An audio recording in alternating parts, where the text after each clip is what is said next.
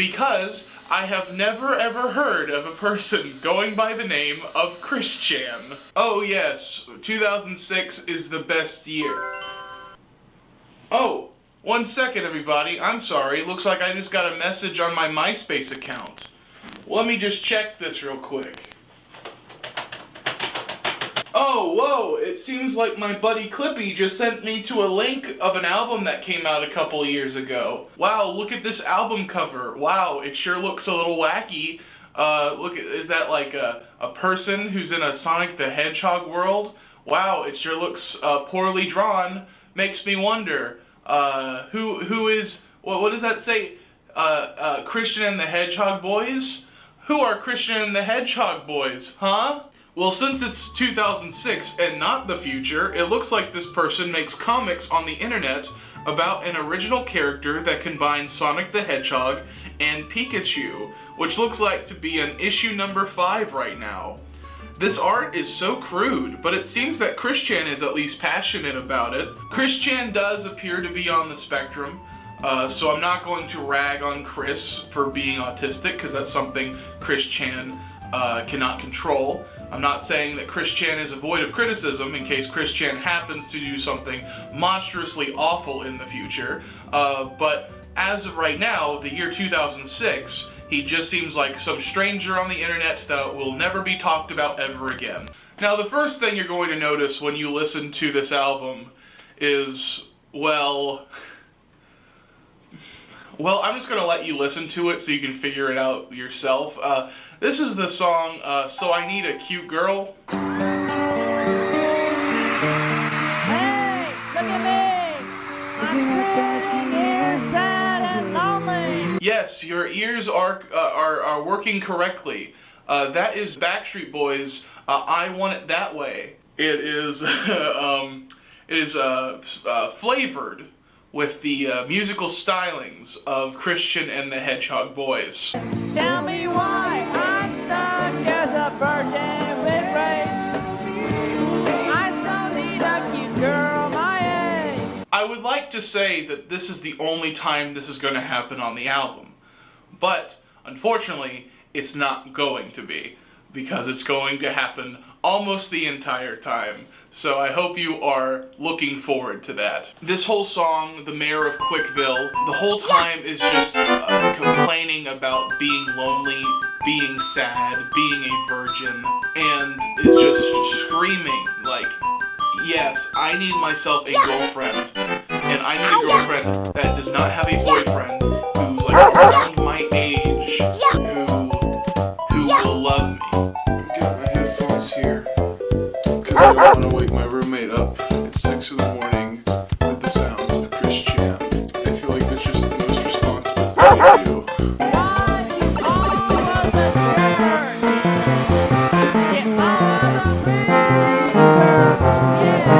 Next song is called Sonic Chew Zip. Sonic Chew Zip, just like the Backstreet Boys song beforehand, uses another person's song. This time it's the Japanese theme song to the Sonic X anime cartoon.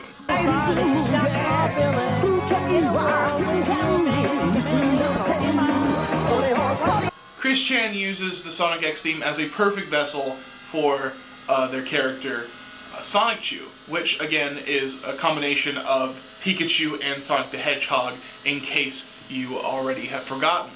The whole Saturday morning cartoon feel is alive and well in this song. Like, it talks about the power of friendship, it talks about defeating villains, and it talks about the mysterious origins of Sonic Chew.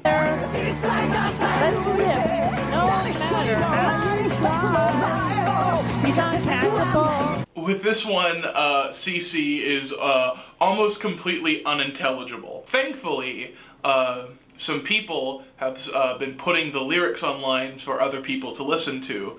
I really don't know why, because this person just seems like a nobody on the internet. It's kind of weird that someone is dedicated enough to write all these lyrics down, but I'm sure nothing's gonna come of that. I'm sure that's just a, just a passionate fan. Maybe there's a fan out there, who am I to say? Next song is AUTISM, spelled together, that gets autism. and that is the next song. UTISM plays at me.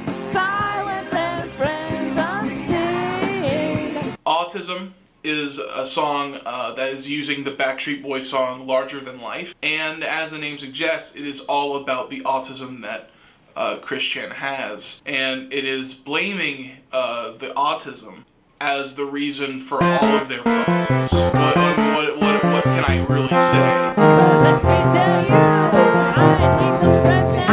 Alright. This is just a big bummer. It's just, I'm not having fun listening to it. I feel like a jerk for even, like, talking about it. Next song is called BFFs, Best Friends Forever. You might have heard of dueling pianos, and then you have dueling singers. BFFs is a song about Chris Chan's childhood friend known as Sarah Hammer. And the backing track for this song was a song I had never really heard of before, but yeah, it was the Midnight Suns and a song called If Tears Could Bring You Back. And it turns out that was from the Pokemon movie soundtrack, which is very on brand for CC. Because from birth to now we are TFFs. So Chris and Sarah were childhood friends, and over time, Chris and Sarah, they drifted apart. Chris eventually came back to Sarah, and Sarah has this whole new life, grew up, and got more friends, got a boyfriend, and Chris was very, very sad about that. In the song, Chris Chan compares Sarah's boyfriend just to a character called Black Sonic Chew. Your boyfriend who acts as a black Sonichu. And I was very confused with what Black Sonichu was, so I read some of the comic, and turns out like Black Sonichu is like the ultimate rival currently of Sonichu Classic. In the song that Chris released is like, yeah, I hate your boyfriend. He is my arch nemesis. I hate him. Which, if I was Sarah Hammer, I would find that a little creepy, and it would just make me not want to talk to Chris even more than I already do currently. Next song is La Cochina and La Casa de Casanova. It seems that Chris Chan, for some reason, decided to make a song entirely in Spanish, and it does not turn out so good. In other news, grass is green, water is wet, the sky is blue, and if you excuse me, I'm gonna go beat up a dead horse.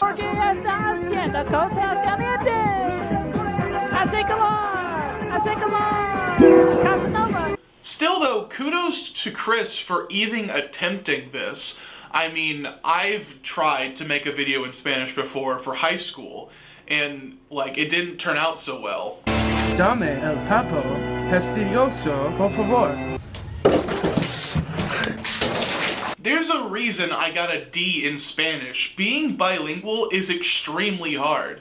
And the fact that CC, the mayor of Quickville, decided to even attempt it is extremely brave of them. There has to be some kind of merits awarded for doing that.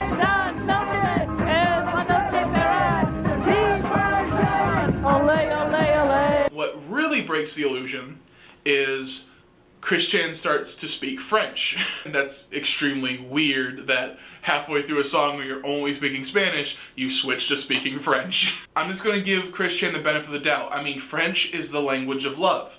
So it could be a thing of Chris was just like making the song because like, I'm a ladies' man, I'm a real Casanova. To prove it, I'm gonna stop speaking Spanish and speak the language of love, French, which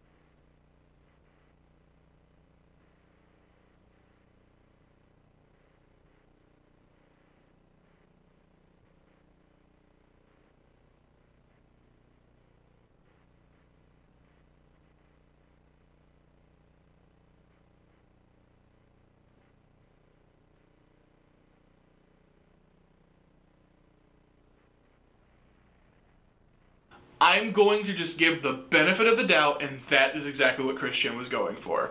If not, that's just really funny. Next song is unintelligible gibberish. The song is called Yellow is a Mellow Color, which, funnily enough, is the Macarena. Christian wrote songs over the Macarena. Yellow is a Mellow Color is a song I would only expect someone who was like a very small kid to write. It doesn't really make sense. It's not really coherent. Even reading the lyrics, I have no idea what is trying to be portrayed. The only person who knows what the song is about is Christian.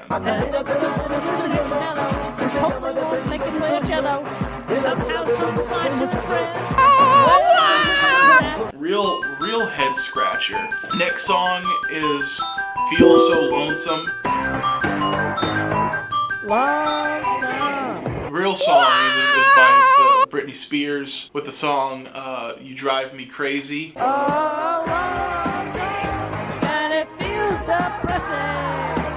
Okay, let me just switch gears real quick. Like, I'm not a big fan of Christian rock. But it's not really been like a religious thing at all. It is just like when I put on a Christian rock radio station, I am going to know what the next song that's going to play is about. I'm going to know what the next 100 songs that plays on that radio is going to be about. I really just don't care for like listening to anything and knowing what the song's going to be about beforehand. I like spontaneity. I like it when songs are different between all of them. Like, if I listen to one love song, I don't want my next song or my next 10 songs to be just another love song. When listening to this album, almost every single song is mopey, it's sad. I'm just like, okay, please talk about something else. You are so bumming me out. I don't want to listen to this anymore. I feel bad. I really do. Talk about anything else. But if it's not about being lonely and being sad, it's going to be about Sonic Chew. Those are the only two topics Christian's willing to cover. Yeah, just give me Sonic Chew. Sonic Chew's more interesting to me than you just being extremely sad on the mic.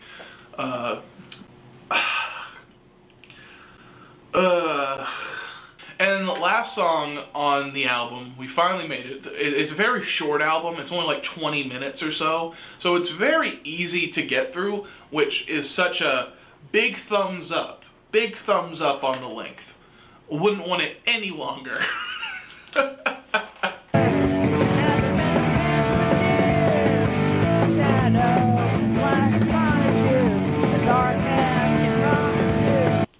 It's a karaoke track. It is a karaoke track. Now, all the other songs off this album, Christian was using the studio versions with the lyrics intact, making it so hard to listen to, and finally, Christian decided, I am going to finish this album with a karaoke version of a Crush 40 song, the Crush 40 song, Open Your Heart. And you'd think that I would love this song so much more, but even with using the karaoke track, it's still not good. And it's like, wow, okay, here, wow, big surprise. But it's like, Christian's so quiet. I can't hear Christian over the music.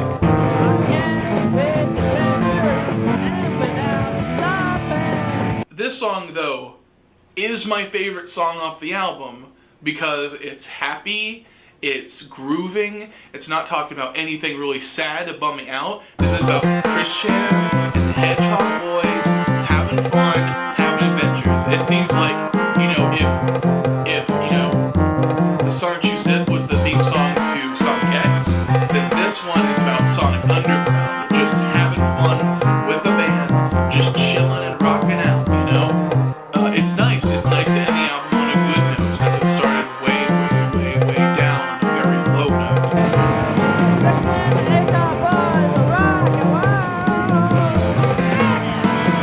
So, good ending, Christian. Very good ending.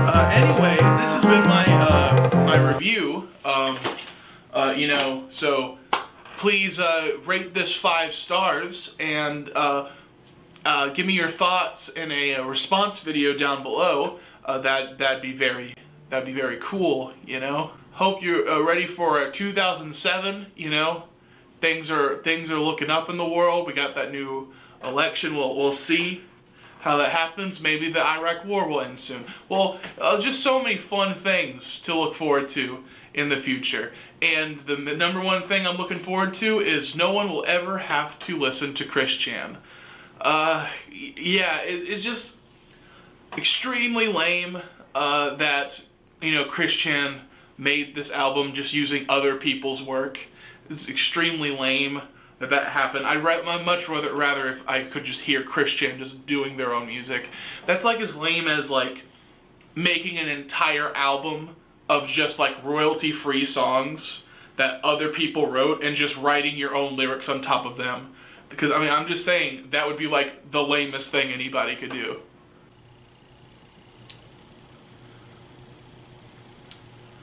Well, welcome back. It has been a long time since I've listened to Christian and the Hedgehog Boys. So much so, when I made this show, my brain just completely forgot about it. I was just like, yeah, Christian and the Hedgehog Boys completely went out of my mind. But after remembering how bad it was, I realized that I made a mistake with this board a long time ago.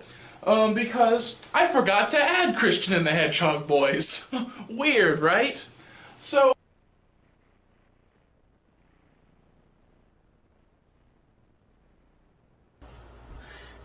This does not even deserve a captain's log introduction, because this is dead serious. Hey, look at me! Most of us have done embarrassing things. Whether it be singing cringe,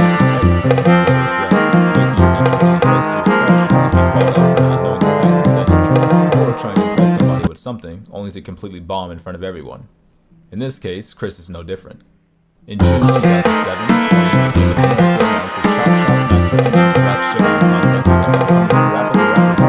Their competitors would defend themselves before Chop Chop Master Onion's Rap, Instructor Mussolini's Rap, or Cheep Cheep the Chicken's Rap. The winner of the contest will receive 2 PSPs and all expenses paid trip to Seattle for that year's Power Arcade, also known as PAX. Winning this contest became Chris Chan's #1 priority, not for his love of rapping rappers, but for his obsession with the strange love puzzle and control. His plans were to win the contest, give one of the PSPs to Megan, invite her to the Seattle trip, use his years of dating experience, make her fall in love with him, and finally lose his virginity. With a history of contest winning, video creating, and no knowledge of Parappa the Rapper, aside from the aforementioned contest, how could he lose? Well, ladies and gentlemen, today we're going to take a look at this, and one of my favorite stories of Chris Chan, probably because it's the most relatable, or at least one of the most relatable before he went off the deep end, but let's take a look and see what happened.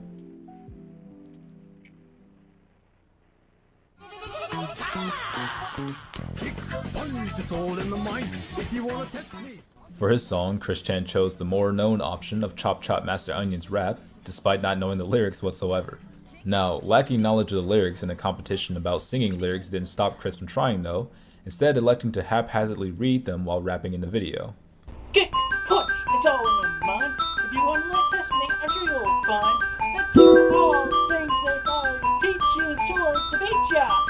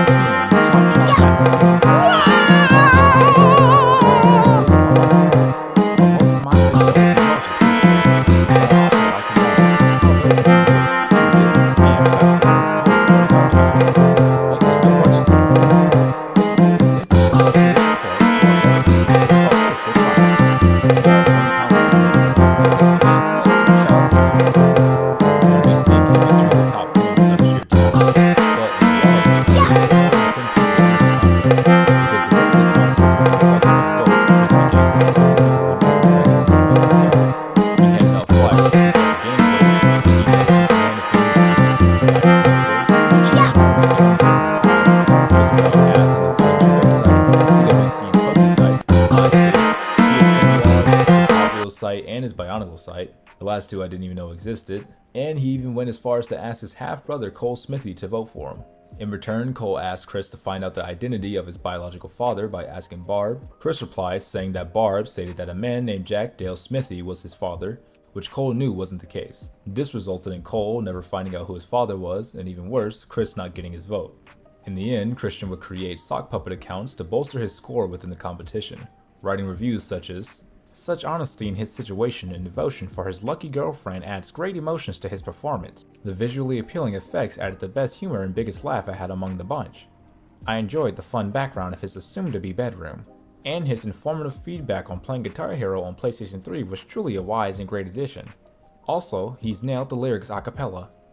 Which, no Chris, you didn't do that. It's all in the mind. If you want to let test me, I'm sure you'll find that you all things that I teach you sure to beat ya. As this brave, autistic warrior so creatively put it in the end, rap, rap, rap, that's a rap. Truly the cherry on top of the sundae. A perfect score of 5 out of 5 stars for his marvelous effort, and smiling at knowing he looked a bit stupid.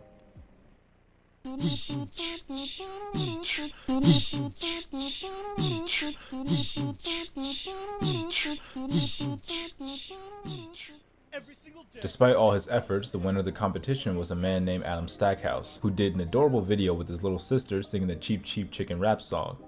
Adam and his sister's video had props that made sense, was actually able to remember the lyrics and hit the notes correctly, and had a variety of camera angles. It was the obvious better choice. Chris, broken up over this revelation, took to emailing Sony HQ. "I really wanted that Jesus Christ. I really wanted that trip so I could have a chance to impress my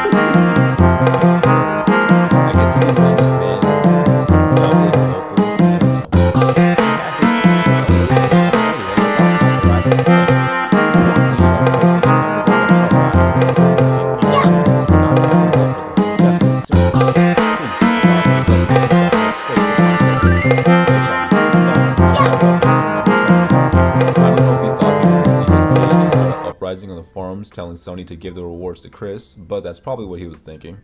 When his efforts proved futile, he later increased the levels of Tard Rage in his system and decided it would be a good idea to print out a picture of Adam and his sister, hang it up like a dartboard, and shoot it with a toy gun to express his frustrations with losing.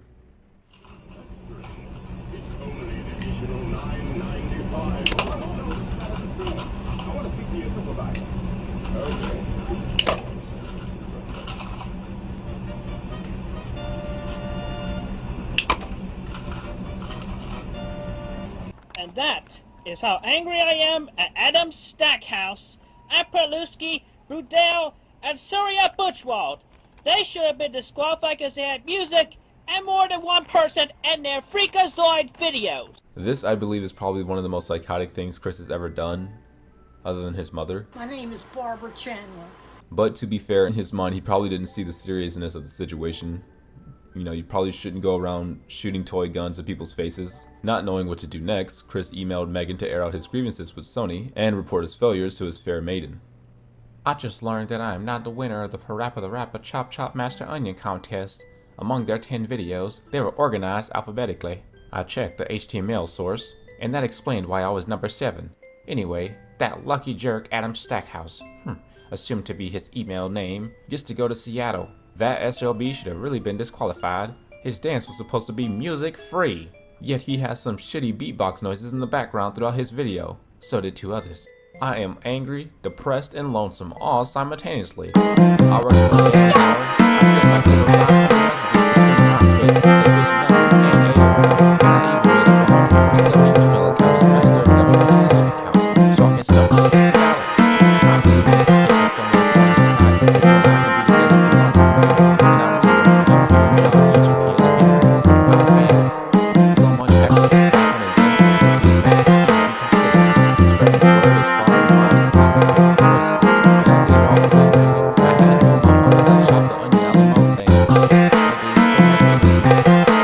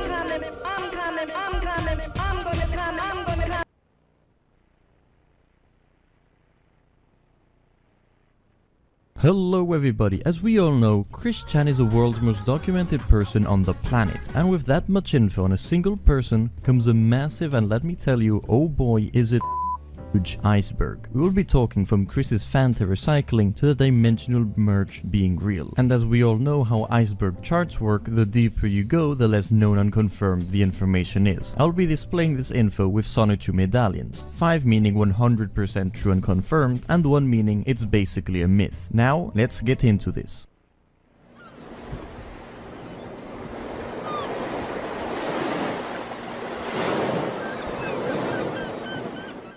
Sonichu. Sonichu is Chris's official life work, magnum opus and largest contribution to society and culture. To the uncultured, it is a poorly drawn and written comic book series about the adventures and travels that befall a fictionalized version of himself and his imaginary friends. Despite starting out as a comic about the titular character, it quickly turned into a wish fulfillment outlet for Chris and his depraved fantasies, with Sonichu being a main character in name only, playing second fiddle to Chris's primary Mary Sue self-insert. Other characters include Rose Chu and Chris's many other self-inserts. The comic began on the 24th of November 2004 and updated periodically throughout the next 15 years, with its last significant update published on the 27th of June 2019. Chris wanted the series to last anywhere between 75 and 100 issues, although he was in no hurry to accomplish such a feat. Due to multiple extended hiatuses following Chris's incest charges, it seems unlikely that Chris will ever finish the series, even if he completes his sentence. Quickville. As the name suggests, Quickville is derived from Chris's own initials and serves as much of an exercise in boosting his ego as you'd expect. While the setting was initially believed to exist to justify self-inserts present in Sonichu, it was later learned that Chris's concept of a utopia had origins with a Lego city created in his own bedroom, predating the webcomic. Additional lore provided over the years also indicated that Chris himself was not the founder of the city, but his father was, and named it after his newborn son. Chris believes that Quickville actually exists, and for many years used the city as a way to escape from anything evil happened. Recently, Chris has used other means of coping from reality, and Quickville became part of a parallel dimension of C197, which he also believes to actually exist. Curiously, Chris has occasionally referred to Charlottesville as Quickville. Bob and Bob Chandler. Robert Bob Franklin Chandler Jr. was the father of Christian Wilson Chandler, Carol Chandler, and David Allen Chandler, the stepfather of Cole Smithy and husband of Barbara Wilson Chandler. Bob became a firm favorite with trolls due to Chris's aversion towards him and for his infamous cameo when he walked in on him masturbating, where he gained his nickname, the Internet Lumberjack, came from this incident when he promised to cut down the internet. Barbara Ann Chandler is the wife of Bob Chandler, and the mother of Christian Wilson Chandler and Cole Smithy. Though Bob remained relatively popular with trolls and Chris Stern alive, the same cannot be said for Barbara, who has been consistently disliked by nearly everyone but Chris and her late husband. Whereas Bob eventually recognized his shortcomings as a parent for Chris and attempted to correct them later in his life, Barbara has consistently been one of the biggest enablers of Chris's bad behavior since he was a child. On top of emotionally manipulating, threatening, and occasionally physically abusing him, Barbara has been instrumental in turning Chris into the spoiled man-child that he is today. Sagas.